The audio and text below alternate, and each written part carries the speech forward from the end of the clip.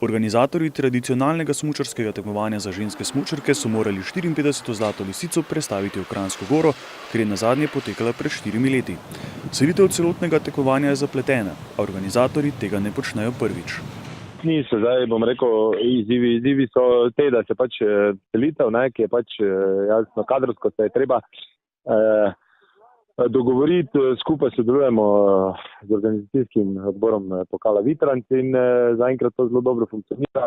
Naloge smo si postavili na sestanku in štima zaenkrat vse tako, kot smo dogovorjeni in to je najbolj pomembno.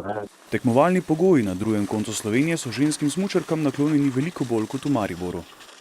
Snežne razmere so zimske, na primerjavi z Mariborom. Tukaj je res ogromno snega, v osnovi naravnega in se pravi umetnega, kompaktnega, tako da tukaj z tem niti ni najmanjšega problema.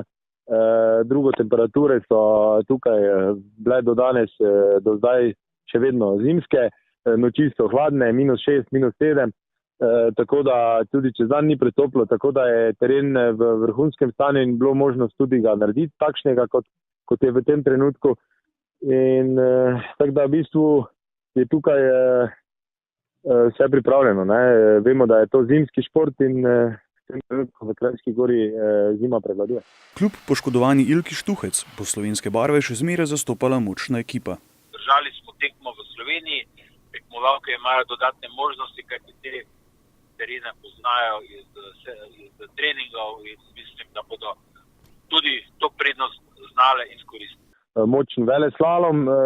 Močno veleslalom ekipo z 3 puncami, ki so sposobne priti na stopničke, kar je za samo tekmo in v Sloveniji in nasplošno za nas organizatorje seveda dobrodošlo in dobro.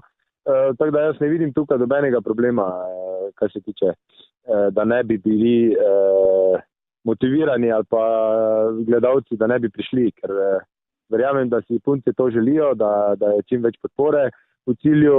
Mi na samem terenu, se pravi na smučišču, delamo vse, da bo pripravljeno maksimalno za vse in to več kot to si po moje same punce ne morejo želeti.